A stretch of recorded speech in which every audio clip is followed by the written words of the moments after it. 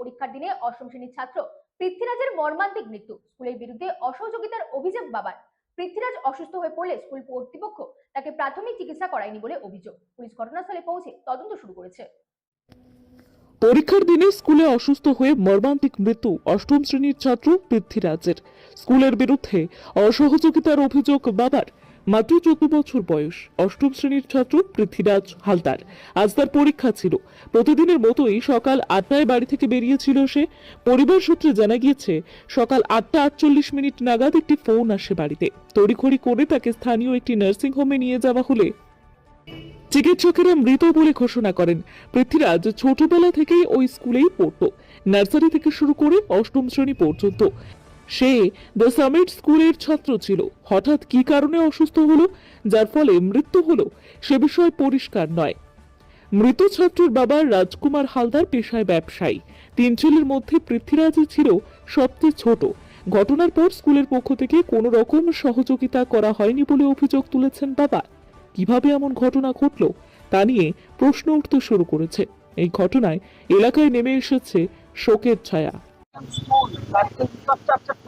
Minimum একটা medical team থাকবে বা অক্সিজেন থাকবে বা আপনার একটা নিজস্ব গাড়ি ব্যাকআপ থাকবে, একটা অটো, একটা এমার্জেন্সি পেশেন্টকে একটা অটো। হয়তো দেখা যাচ্ছে যে অ্যাম্বুলেন্সে অক্সিজেন সাপোর্ট দিলেও বা স্কুলে অক্সিজেন সাপোর্ট দিলেও যদি কিছু হয়ে থাকে সে সুস্থ হতে পারতো। অটোতে তো আর সেসব কিছু থাকে না। সামিত স্কুল তো বড় ইন্টারন্যাশনাল, তো তাদের পরিকাঠামো আমরা বাবা মারা কি এক্সপেক্ট করবো যে আমরা যখন অর্থ ব্যয় করে আমার বাচ্চাদের শিক্ষিত করতে পাঠাচ্ছি তাহলে তার সিকিউরিটিটাও তো আমরা চাই। তো কিছুই তো দেখা গেল না। আখেরে নামে ইন্টারন্যাশনাল, ন্যাশনাল তো কি মানে হোম লেভেলেরও কোনো ঠিক মানে ইনফ্রাস্ট্রাকচার সামিটের নেই। এর থেকে বোঝা যায় অ্যাম্বুলেন্স আছে কিনা আমি জানি না।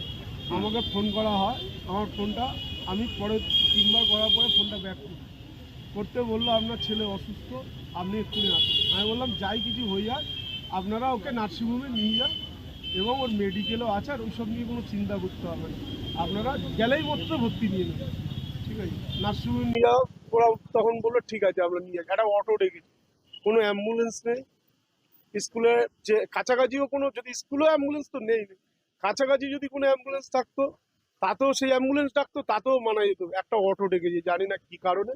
অটো করে নিয়ে গেছে স্পন্দনে আপনারা গিয়ে দেখবেন, স্পন্দনে অর্ধেক দিন ডাক্তারও থাকে না, কোনো পরিকাঠামো অক্সিজেন সেই পরিকাঠামো ওদের সেইভাবে নেই।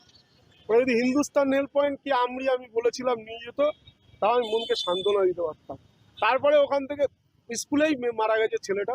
স্পন্দন তো ওরা নার্সিংহোম ছোটখাটো ওরা নেবে না, হ্যাঁ ওখান থেকে ওরা নিয়ে ভয়েই ওরা আপনার সুভাষগঞ্জ হসপিটালে নিয়ে। তখন ম্যাম আমায় ফোন করেছে, আমি রুটে বাইকে এক বন্ধুর বাইকে যাচ্ছি, বন্ধুও সাক্ষী দেবে, ও শুনেছে। আমি তো আর তখন রেকর্ড করার মুডে নেই। ম্যাম স্কুলের প্রিন্সিপাল আমায় ফোন করে বলছেন আপনি যে নার্সিংহোমে নিয়ে যাও আমাদেরকে লিখিত দাও। আমি কেন লিখিত দিতে যাবো, কি কারণে বুঝলাম।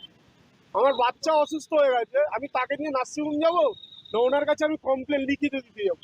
উনি আমার কাছে লিখিত কেন চাইলো এটা আমি বুঝতে পারলাম। আমার কাছে উনি বলছে না না বাবা কোনো সমস্যা নেই, কিচ্ছু নেই, কোনো না না না না দেখুন সমস্যা থাকলে তো আমার বাচ্চা আমি রিপোর্ট করে স্কুলে জমা দিতাম, তাতে আমার উপকার হতো আজকের দিনে। আমার বড় ছেলের একটা সমস্যা ছিল, ও বিডিতে পড়তো, আমরা সেটা বিডিতে জমা করেছিলাম, কাগজে আমাদের কাছে আছে, দেখিয়ে দেবো। ওই বেশি ভিড়ভাড়টা হলে না সেন্সলেস হয়ে যেত, ওর জন্য আমি আমৃতে ওকে টোটাল টেস্ট করিয়ে ওর সেই ওটা হচ্ছে অ্যালার্জি বলে, ওটা এক ধরনের অ্যালার্জি, সেটা আমি আমার স্কুলকে জমা করেছিলাম। এদের কোনো সমস্যা নেই, সুস্থ ছেলে আমার বাড়ির থেকে সুস্থ বেরিয়েছে, আমার বাড়ির সামনেও সিসি ক্যামেরা আছে, আমি ফুটেজ দিয়ে দিতে পারবো। স্কুলেও গেছে, স্কুল কোঅপারেট করছে না, সিসি ক্যামেরা দেখাচ্ছে না, সিসি ক্যামেরা ঝিরঝির করছে, এইসব বলছে, পাসওয়ার্ড পাচ্ছে না, ওরা কোনো কোনো ইয়ে করছে না। দেখুন অভিযোগ সব থেকে বড়, আজকে তো আমার যা ক্ষতি হওয়ার হয়েছে, মানে ভবিষ্যতে কারণ না ক্ষতি হোক সেটা চাই আমি।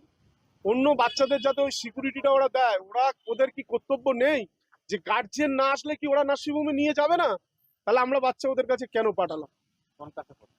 এইটা পড়তো সেকশন বি, পৃথ্বীরাজ হালদার, রাজকুমার হালদার। ডায়মন্ড হারবার আদালতে বোমা আতঙ্ক। এসআইয়ের মামলায় উত্তেজনার